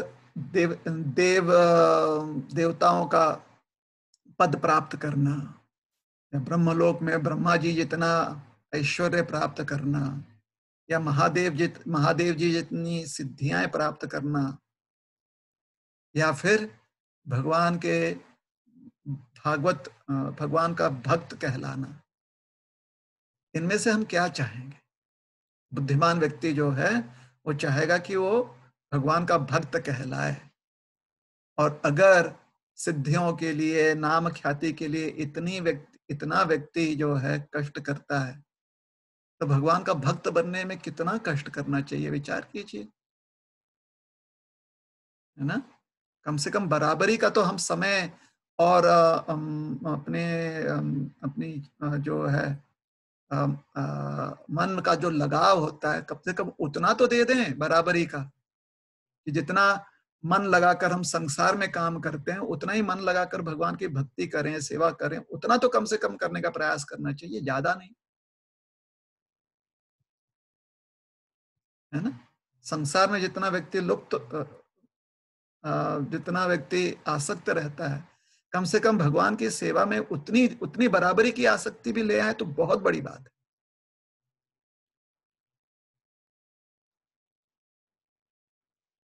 ठीक है? तो ये जो ख्याति है, भगवान के भक्त होने की ख्याति, वह सबसे सर्वश्रेष्ठ है संसार में ख्यातियों में। मतलब सारे प्रसिद्धियों में जो सबसे श्रेष्ठ ख्याति है वो यह है। अन्य जगह शास्त्र में कहा गया है, जन्मांतर सहस्रेषु यस्य स्यात् बुद्धिर ईदृशी दासोहम वासुदेवस्य सर्वालोकान समुद्धरेत। बहुत बहुत जन्मों बाद कोई एक विरला व्यक्ति होता है, मतलब बहुत प्रयास करते हैं, करोड़ों में लोग प्रयास करते हैं, उनमें से कोई एक व्यक्ति जो है वह उसमें सिद्ध होता है। ऐसे अरबों सिद्ध व्यक्तियों में कोई एक होता है जो जन्म जन्मांतर, बहुत जन्मों के बाद, जन्मांतर सहस्रेशु, मतलब हजार, ऐसा कोई व्यक्ति जब हजार जन्म ऐसे ले लेता है। मतलब बहुत लोग प्रयास करते हैं, उनमें से बहुत लोग, मतलब सोचिए 1 करोड़ लोग प्रयास करते हैं, उनमें से एक अपने प्रयास में सिद्ध होता है। ऐसे जब 1 अरब लोग जो सिद्ध हुए हैं वह प्रयास करते हैं, तो उनमें से कोई एक सफल होता है। ऐसा व्यक्ति जब हजार जन्म उसी सफलता में प्राप्त बिता ले, हजार जन्म उस प्रकार से सफल रहे, तो वह व्यक्ति जो है भगवान वासुदेव का दास कहलाता है। दासोहम वासुदेवस्य। तो भगवान की भक्ति जो है अत्यंत दुर्लभ है। भगवान की भक्ति जो है ये बहुत विशेष बात है, और हमें अवसर मिल रहा है भगवान की सेवा करने का, करने का। अर्थात हमने बहुत कष्ट किया है इसके लिए, और आज जब अवसर मिला हुआ है तो हमें पूरे मन लगाकर भगवान की भक्ति करनी चाहिए, सेवा करनी चाहिए, ताकि इस जीवन में हम अपने प्रयास में सफल हो जाए। भक्ति करने का जो हमारा प्रयास है, या भक्ति में स्थित होकर सेवा करने का हमारा जो प्रयास है वो सफल हो जाए, और हम 100% मतलब निर्मल स्वभाव से भगवान के पूरे सेवक बन जाए। अभी हम आधे अधूरे सेवक बनने का प्रयास कर रहे हैं, हमें पूर्ण सेवक बनना है भगवान।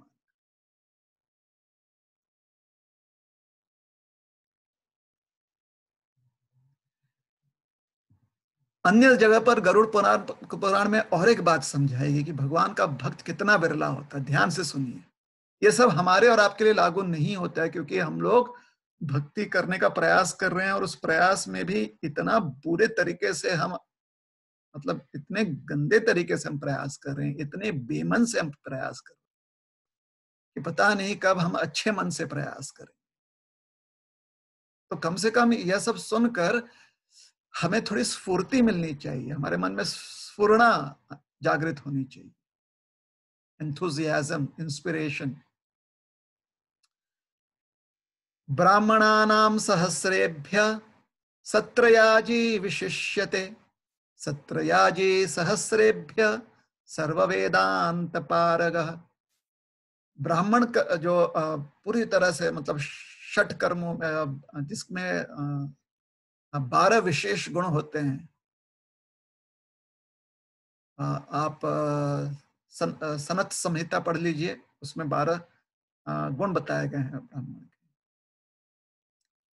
तो ब्राह्मणानाम सहस्रेभ्य,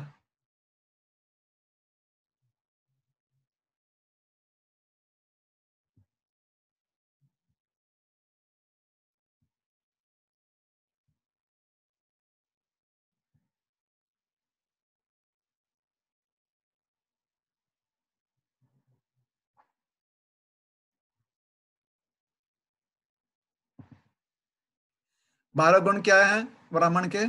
चलिए अब बता ही देते हैं आपको। ज्ञानम च, उसके पास विशुद्ध ज्ञान होना चाहिए, मतलब शास्त्र का मर्म, शास्त्र का ज्ञान होना चाहिए। सत्यम च, उसका उसका अस्तित्व सत्य में होना चाहिए, उसके बोल, उसके चाल, उसके व्यवहार सत्य होने चाहिए। दमः श्रुतम च, दमः अर्थात उसने अपने मन और इंद्रियों पर काबू कर लिया हो।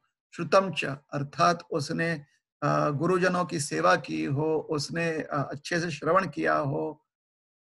अमात्सार्यम तितिक्षाण, तितिक्षाणसूया, तो तितिक्षा, अनसूया, अमात, अमात और आर्यन, आर्य होना चाहिए वह।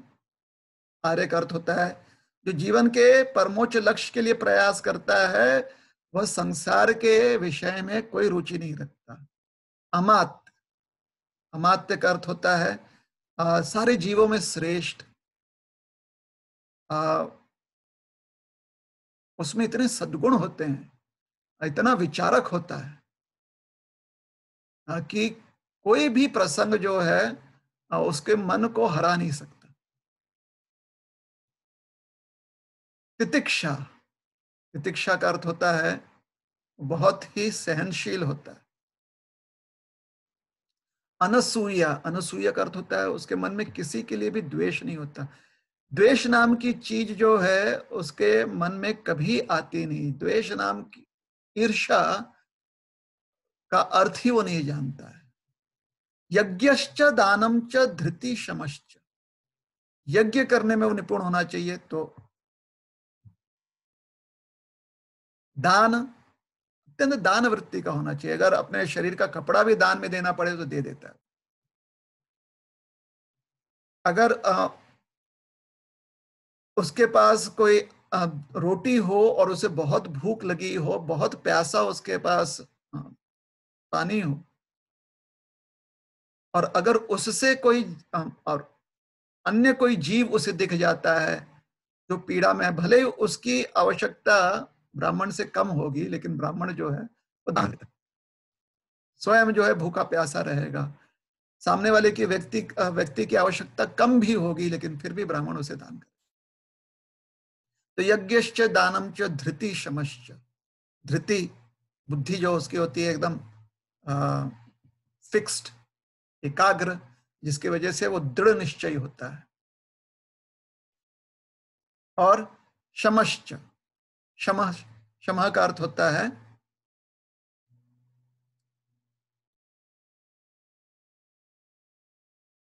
निरासक्त, उदासीन, मतलब समतोल वृत्ति, इक्वानिमिटी जिसे कहते हैं। ठीक है, मतलब मन जो है उसका नियंत्रित है बिल्कुल। महाव्रता द्वादश ब्राह्मणस, तो ये सारे गुण एक ब्राह्मण के होते हैं। तो ब्राह्मणानाम सहस्रेभ्य, ऐसे सहस्र मतलब हजारों में, ऐसे हजारों ब्राह्मणों के बीच में कोई एक होता है जो होता है सत्रयाजी। सत्रयाजी का अर्थ होता है क्योंकि उसमें इतने सारे अद्भुत गुण हैं, तो इसलिए वो यज्ञ जो है मतलब मंत्रों द्वारा, यज्ञ में अग्नि प्रद्युत करता है और मंत्रों द्वारा देवताओं को आमंत्रित करता है, देवता जो है आ भी जाते हैं वहां पर, उसे कहते हैं सत्रयाजी। सत्रयाजी का अर्थ होता है कि वह यज्ञ करने में योग्य है। तो हजारों ऐसे ब्राह्मणों में कोई एक यज्ञ करने में योग्य होता है। सत्रयाजी सहस्रेभ्य, ऐसा जो यज्ञ करने में इतना निपुण हो कि साक्षात भगवान भी जब वो मंत्र द्वारा आमंत्रित करते हैं तो भगवान वहां पर प्रकट हो जाते हैं। ऐसे सत्रयाजी अगर हजारों हैं तो उसमें कोई एक होता है जो सर्व वेदांत पारक, एक होता है जिसके ऊपर सरस्वती देवी की इतनी कृपा होती है कि वेदांत पारग, मतलब वेदांत में इतना उसका ज्ञान होता है, उसकी स्मृति इतनी विशेष होती है कि मानो जैसे कि साक्षात वह द्वितीय ब्रह्म हो, ब्रह्मा जो हो। जैसे ब्रह्मा जी बड़े विद्वान होते हैं, वैसे ही ये व्यक्ति बड़ा विद्वान होता है, उसे कहते हैं वेदांत पारग। सर्व वेदांत वित्त कोट्या, ऐसे कोट्या कोटि कोटि वेदांतों में, वेदांतियों में विष्णु भक्तो विशिष्यते, एक व्यक्ति जो होता है वह क्वालिफाइड होता है, वह योग्य होता है कि वो विष्णु भक्त हो। तो जो विष्णु भक्त होता है वह वेदांत पारग होता है, वेदांत जानता है, क्षत्रयाजी होता है, और वह ब्राह्मण होता है, मतलब उसमें ये सारे गुण होते हैं। अब इतना ही नहीं है, वैष्णवानाम सहस्रेभ्य एकांतो एक विशिष्ट, ऐसे वैष्णवों में कोई एक होता है, ऐसे विष्णु भक्तों में कोई एक होता है जो पूरी तरह से भगवान को आत्मसमर्पण कर दिया, पूरा आत्मसमर्पण, जिसके विषय में भगवान स्वयं कहते हैं कि अगर मैं अपने आप को भी बेच दूं तो भी आपके समर्पण की बराबरी नहीं कर पाऊंगा, मेरी भी इतनी कीमत नहीं है कि आपके समर्पण को खरीद पाऊं। एकांत्यो एको विशिष्यते, ठीक है। तो सोचिए, अगर हम नाम स्मरण कर रहे हैं, भजन कर रहे हैं, भगवान की सेवा कर रहे हैं, तो कितना ऊंचा गंतव्य प्राप्त करने का प्रयास कर रहे हैं, और हमें यह विश्वास दिलाया गया है कि अगर हम प्रामाणिकता से वह करने जाएं तो निश्चित रूप से वह हमें प्राप्त हो जाए। अगर प्रामाणिकता से करें तो, प्रामाणिकता से साधना करेंगे तो हमें भी वह लक्ष्य प्राप्त हो जाएगा। हर व्यक्ति को वह लक्ष्य प्राप्त हो सकता है, क्योंकि वह लक्ष्य प्राप्त करना हमारा स्वरूप है। वह हमारा कॉन्स्टिट्यूशन है। हर जीव जो है भगवान का अंश है, सेवक है। अभी भूल गए हैं, इसलिए इतने अलग अलग पदों से हमें गुजरना पड़ेगा।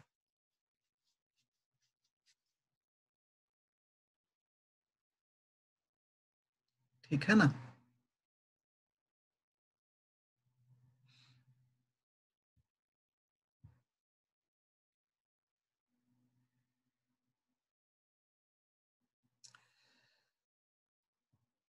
ये जो हमें लक्ष्य दिया गया है जीवन में, मानव जीवन किसी प्रकार से, भगवत गीता पढ़ लिया हमने, श्रीमद् भागवत पढ़ लिया या सुन लिया हमने, भक्तों के समुदाय में आ गए, कोई शिक्षा गुरु, दीक्षा गुरु जो हैं, जो गुरुजन हैं, उनके उनकी कृपा होगी, जो भी कारण है, प्राप्त हमें मिल गया है लक्ष्य।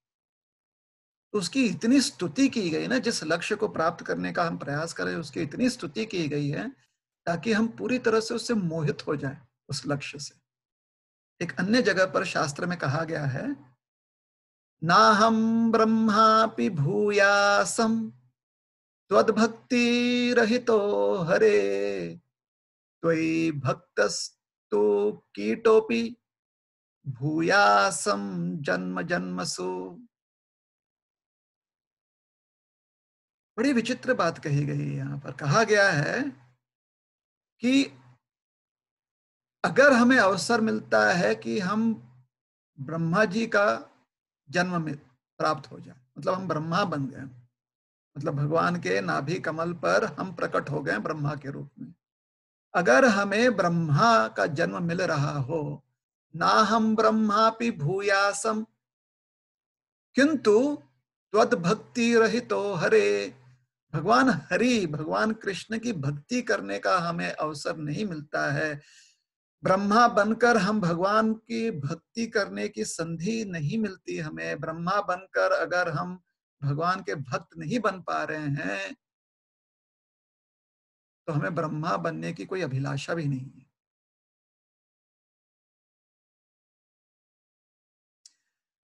देखिए, जो ब्रह्मा जी हैं, जैसे हमने कहा महाजन हैं, भक्त हैं, यहाँ पर जो ब्रह्मा जी का पद है, जो पोस्ट है, उस संदर्भ में चर्चा की जा रही। कभी कभी क्या होता है, भक्तों के मन में ना बड़े ही बहुत ही बड़ी गलती मन में आ जाती है, गलती कर लेते हैं कि ब्रह्मा जी को ही हम कम मानने लगते हैं, क्योंकि हमने सुना है कि ब्रह्मा जी से भी श्रेष्ठ भक्त होता है। ब्रह्मा जी से श्रेष्ठ कहने का अर्थ है ब्रह्मा जी का जो पद है, उससे श्रेष्ठ भक्त होता है।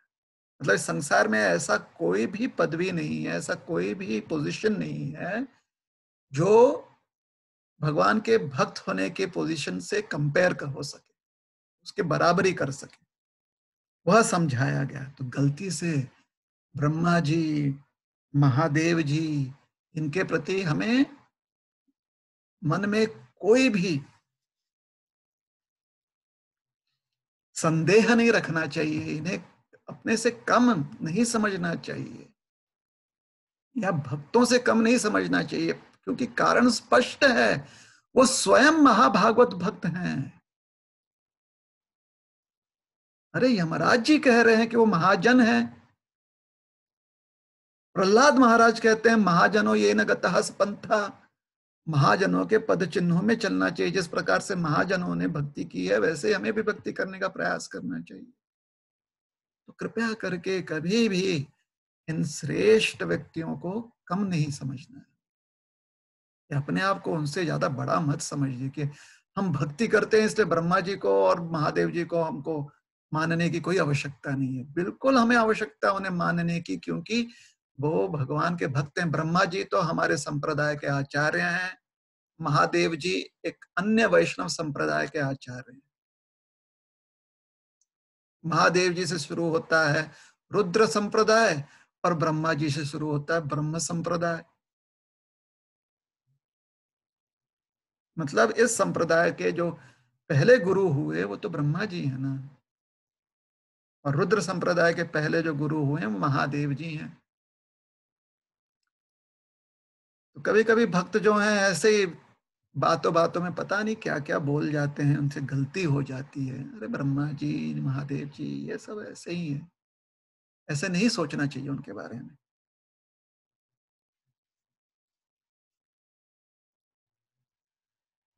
जितना भी आपके पास आदर देने की क्षमता हो, उससे ज्यादा आदर सम्मान देना चाहिए उन्हें।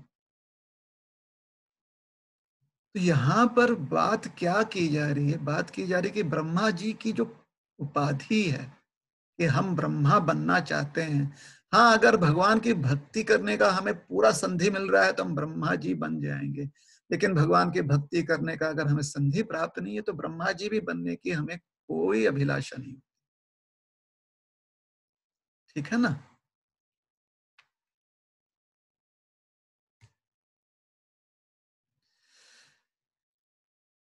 तो ये भक्तस्तु कीटोपी, और अगर भक्ति करने की संधि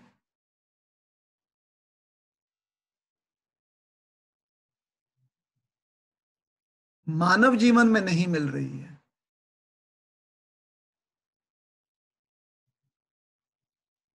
किंतु हमें जन्म मिल रहा है एक कीट का, कीड़ा, इंसेक्ट, वर्म, त्वयि भक्तस्तु कीटोपी, एक कीट बन रहे हैं हम, लेकिन कीट बनकर हमारा जन्म कहां हो रहा है? एक भक्त के घर में। तो अगर एक भक्त के घर में जन्म लेने का हमें अवसर मिलता है, चाहे वो जन्म कीट का क्यों ना हो, भूयासाम जन्म जन्मसु, बार बार अगर ऐसा जन्म निरंतर भी मिलता रहे तो ऐसा जन्म हमारे लिए स्वीकारनीय है, क्योंकि हमें एक भक्त के यहाँ, एक भक्त के घर में जन्म मिला हुआ। तो ब्रह्मा जी के का जन्म हमें स्वीकारनीय नहीं है अगर भगवान की भक्ति से रहित है वो पद। लेकिन ब्रह्मा जी के यहाँ कीड़ा बनना या किसी भी साधारण व्यक्ति के यहाँ, किसी भी अन्य साधारण मानव के यहाँ भी कीट के रूप में जन्म लेना हमें स्वीकारनीय है, अगर वह साधारण मानव भगवान का भक्त हो या ब्रह्मा जी भगवान के भक्त हो, तो उनके घर में कीड़ा मकोड़ा बनने का भी जन्म जो है वो स्वीकारनीय है। उसका कारण ये है कि भगवान का भक्त अत्यंत दयालु होता है, सारे जीवों पर कृपा करता है। तो ऐसे भक्तों की कृपा से हमारा जीवन सार्थक हो सकता है। तो यहां पर संगति की बात कही जा रही है। संगति कैसी चाहिए? अगर एक भक्त के घर में कीड़ा बनने का भी अवसर मिल रहा है तो वह संगति सर्वश्रेष्ठ है इस तुलना में कि अगर ब्रह्मा बनकर भी सारे देवी देवताओं के बीच में या ब्रह्मलोक में रहकर भक्ति करने का अवसर ना मिले तो। मतलब संगत का परिणाम होता ही है। इसलिए सत्संगत में रहने का प्रयास करना चाहिए। और अगर सत्संगति एक कीड़े के जीवन में भी हमें मिलता है, वह भी हमारे लिए अत्यंत श्रेयस्कर है, वह भी हमारे लिए भाग्य की बात है। भले ही जन्म कीड़े का हो, लेकिन भगवान के भक्त के घर में जन्म लिया है कीड़े का, तो भक्त का जो हमेशा कीर्तन चलते रहता है, कृष्ण कथा चलते रहती है वहां पर, तो कीड़े का जो जीवन प्राप्त है वो भी सिद्ध हो जाएगा, वो सार्थक हो जाएगा संगति के कारण। थोड़ी अतिशयोक्ति यहां पर हो रही है, या अगर आपको पूरा विश्वास है तो ये बात को पूरी तरह से मान लेने तो मान लीजिए, तो अतिशयोक्ति समझ लीजिए या ऐसे यथार्थ आप मान लीजिए, जो भी आपको लगता है। एग्जैजरेशन समझना एग्जैजरेशन समझिए, या एज इट इज इसे आप बात को मान लीजिए। तात्पर्य क्या है? तात्पर्य है कि सत्संग में ही जो है हमारे भक्ति लता जो है वो अच्छे से खिल सकती है। सत्संग ना हो तो फिर मुरझा जा सकती है। हमारी भक्ति लता जो है वो लता मुरझा जा सकती है। सत्संग हो तो खिल जाएगी और नहीं तो मुरझा सकती है। कुसंगति में तो निश्चित रूप से मुरझा जाएगी, है ना। तो अब चैतन्य महाप्रभु पूछते हैं, दुख मध्य कौन दुख हय गुरुतर। दुख में सबसे ज्यादा दुख कौन सा है? गुरुतर मतलब एकदम सबसे ज्यादा, सबसे सबसे ज्यादा दुख कौन सा है? दुखों में सबसे ज्यादा दुख कौन सा है? कृष्ण भक्त विरह विना दुख नाही देखी पर। राय कहते, रामानंद राय कहते हैं कि जहां पर कृष्ण भक्त का विरह हो, अर्थात कृष्ण भक्तों की संगति ना हो, जहां पर ऐसी सत्संगति ना हो, कृष्ण भक्त की संगति नहीं प्राप्त हो रही है, इससे बड़ा दुख इस संसार में कुछ हो ही नहीं सकता।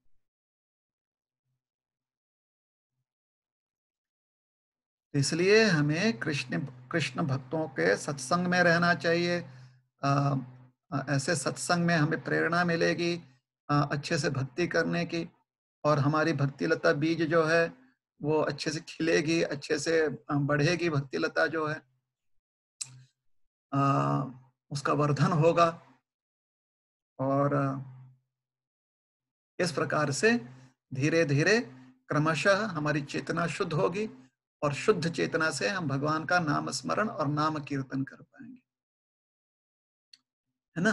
अभी थोड़े से हम प्रयास कर रहे हैं, चेतना अभी भी अशुद्ध है, लेकिन प्रयास कर रहे हैं नाम कीर्तन और नाम श्रवण करने का। लेकिन एक दिन शुद्ध चेतना युक्त हो या शुद्ध चेतना से हम भगवान का नाम संकीर्तन करेंगे, नाम स्मरण करेंगे। हरे कृष्ण कृष्ण कृष्ण हरे हरे, हरे राम राम राम हरे हरे। तो यहाँ पर उद्धव जी समझा रहे हैं, और प्रभुपाद जी उद्धव जी की बात लेकर शास्त्र की जो वाणी है उसके अनुसार समझा रहे हैं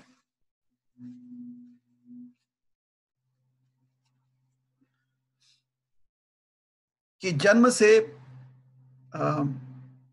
नरकासुर जो है वो धरित्री के पुत्र हैं। अन्य शास्त्रों में बताया गया कि वो भगवान के पुत्र हैं, किंतु कुसंगति के कारण, गलत संगति के कारण, बाणासुर के साथ संगति के कारण बड़े ही उन्होंने गलत काम किए, जिसकी वजह से भगवान जो है वो उनके नगरी आए और भगवान को मारने का उन्होंने प्रयास किया। और अंत में जब उन्होंने अपना त्रिशूल उठाया था भगवान को मारने के लिए, तो उस समय सत्यभामा देवी ने भगवान से प्रार्थना की कि प्रभु अब इसका आप अंत कर दीजिए। तुरंत भगवान ने सुदर्शन चक्र का आवाहन किया और नरकासुर का गला कट गया और नरकासुर को मुक्ति प्राप्त हो गई। वो जीवन से, उसके जीवन जो है, उसने उसके प्राण जो है त्याग दिए, उसने, वो मर गया। फिर भगवान जो है महल में प्रविष्ट हुए, धरित्री देवी जो है बाहर आई, उन्होंने प्रार्थना किया भगवान से। कल हमने कहा था, वो प्रार्थना बताई थी।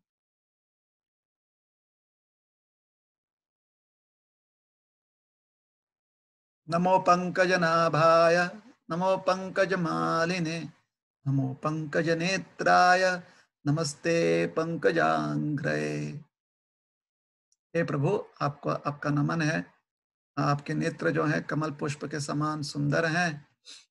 आपकी आपकी नाभि जो है उससे सुंदर कमल प्रकट होता है।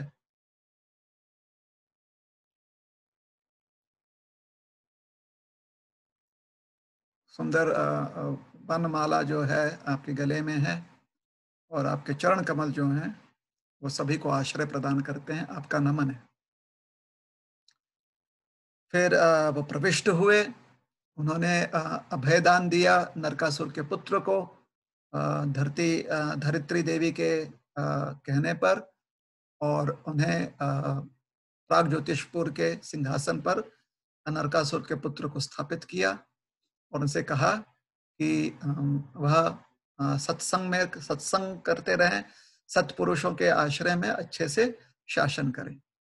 और फिर वहां से भगवान जो हैं स्वर्गलोक गए सत्यभामा जी के साथ, जिसकी कथा पिछले श्लोक में 5वें श्लोक में उद्धव जी कर चुके हैं, जिसका कथा वर्णन कर चुके हैं उद्धव जी।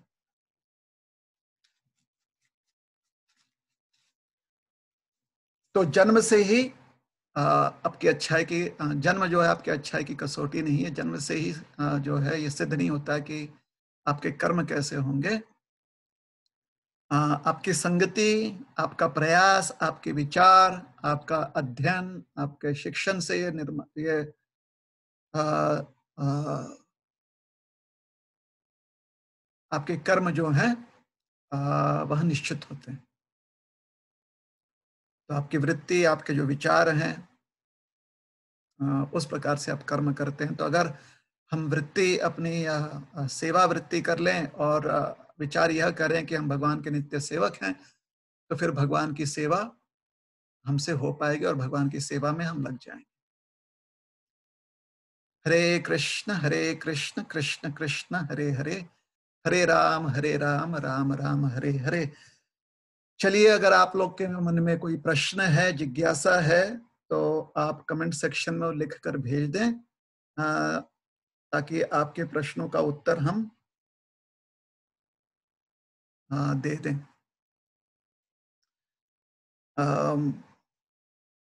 कमेंट सेक्शन का अन्यथा भी प्रयोग करें आप, ताकि आपके विचार जो हैं दूसरे भक्त भी जान पाए। आज जो हमने चर्चा की उससे संबंध में आपको कुछ और याद आ गया हो तो वो भी आप कमेंट सेक्शन में लिख सकते हैं। साथ ही साथ YouTube पर भी आप इस प्रवचन को सुन सकते हैं। चैनल है इस्कॉन औरंगाबाद मीडिया। आप जो हैं, अगर आपको ये क्लासेस अच्छे लग रहे हैं और आप चाहते हैं कि अन्य लोग भी जो हैं इसका लाभ लें, तो फॉरवर्ड कर दें आप ये प्रवचन, या दूसरे लोगों को आप इनवाइट करें फेसबुक पेज पर, ताकि वो इसे लाइक कर सके फेसबुक पेज और सब्सक्राइब कर सकें हमारे ये जो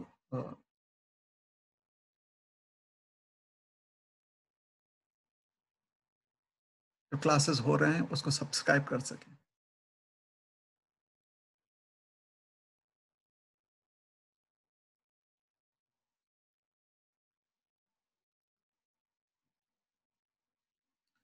किसी ने प्रश्न पूछा कि अगर परिस्थिति ऐसी हो कि हमें भक्तों का संगति प्राप्त ना हो तो क्या करना चाहिए। जब तक भक्तों की संगति प्राप्त है तो अच्छे से उसे ले लीजिए। अगर परिस्थिति बदल जाती है तो उस समय भगवान से प्रार्थना कीजिए कि आपका उनके प्रति भावना जो है सुरक्षित रहे। और आजकल आजकल की बात अगर कोई कह दे कि आजकल भक्तों की संगति प्राप्त नहीं है, इसका मतलब है आपके पास स्मार्टफोन नहीं है, आपके पास इंटरनेट कनेक्शन नहीं है, आप ऐसे जगह पर हैं जहां पर आसपास कोई आबादी नहीं है ना। तो आज के परिस्थिति में थोड़ा सा आसान हो गया संगति करना। जैसे आप और हम संगति कर ही रहे हैं ना ऑनलाइन, तो ऑनलाइन सत्संग का लाभ ले सकते हैं। वैयक्तिक सत्संग के लाभ से ज्यादा लाभ जो है वो ज्यादा अच्छा है। मतलब प्रत्यक्ष रूप से अगर हमें सत्संग करने का, भक्तों की संगति करने का अवसर मिले तो करना चाहिए फिजिकल लेवल पर। अगर नहीं तो ऑनलाइन कर सकते हैं। शास्त्र अध्ययन कीजिए, आचार्यों के साथ संगति कीजिए, भगवान का भजन सेवा करते रहिए। घबराने की कोई बात नहीं। ये मन हमें डराता है कि शायद संगति नहीं होगी, सत्संग नहीं होगा, मन डराता है। तो मन को आपने सुदृढ़ करना, तभी तो आप भक्ति कर रहे हैं ना। भक्ति करते हुए मन को स्ट्रांग बनाइए कि अगर परिस्थितियां बदल भी जाएं तो भी आप कुछ ना कुछ रास्ते से, मार्ग से जो है सत्संग का लाभ लेंगे। ठीक है ना? हाँ, खाली कहीं पर भी कैसी भी परिस्थिति क्यों ना हो जाए, एक चीज बिल्कुल जो है निषिद्ध है, वो है कुसंगति। कुसंगति को बिल्कुल त्याग देना चाहिए। चाहे वो स्वर्गलोक में हो, नरक लोक में हो, ऊंचे लोकों में हो, नीचे लोकों में हो, शहर में हो, गांवों में हो,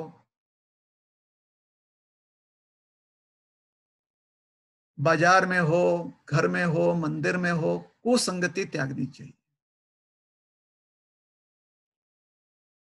हम ये नहीं कह रहे हैं कि अगर आपके लिए संभव नहीं है, आप ऐसे लोगों के साथ रह रहे हैं जिनको आप छोड़ नहीं सकते, तो कम से कम उनकी बातों में ज्यादा ध्यान, दिलचस्पी ना लें। आज इतना परिस्थिति बदल चुका है, पहले जैसा नहीं है। पहले व्यक्ति कहीं पर आ जा नहीं सकता था, यातायात की सुविधा नहीं थी, इंटरनेट नहीं था, ऑनलाइन कनेक्शंस नहीं थे, फोन पर किसी से बात नहीं कर पाते थे, तब भी उस समय लोग जो है सत्संग कर लिया कर। साल में एक बार भागवत कथा होता था उनके गांव में, जीवन में एक बार तीर्थ यात्रा किया करते थे।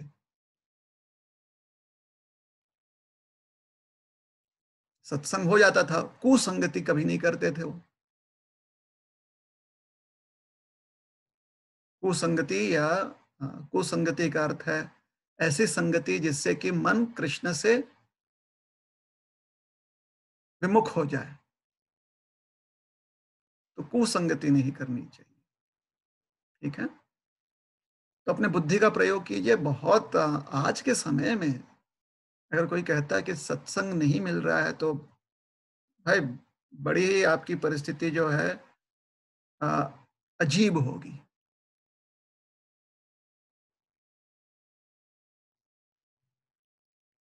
ठीक है? तो मन को जो है मजबूत कीजिए, मन को स्ट्रांग कीजिए, और फिर रास्ते अपने आप दिखने लगेंगे कि कैसे सत्संग कर सकते हैं। और कुसंगति जो है वो कॉन्शियसली, मतलब बड़े सावधानी के साथ और सतर्क रहते हुए कुसंगति को दूर ही रखिए। अगर व्यक्ति को दूर नहीं रख सकते हैं तो कम से कम उसकी जो वाणी है उसको अपने कानों से दूर रखिए। इस प्रकार से कुसंगति त्यागिए, सत्संग का लाभ लेते रहिए।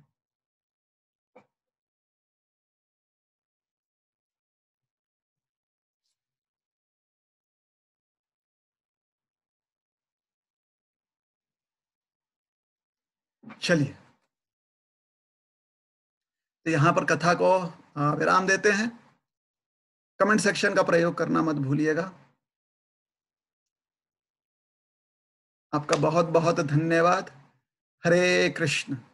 ग्रंथराज श्रीमद् भागवतम की जय। श्रील प्रभुपाद की जय।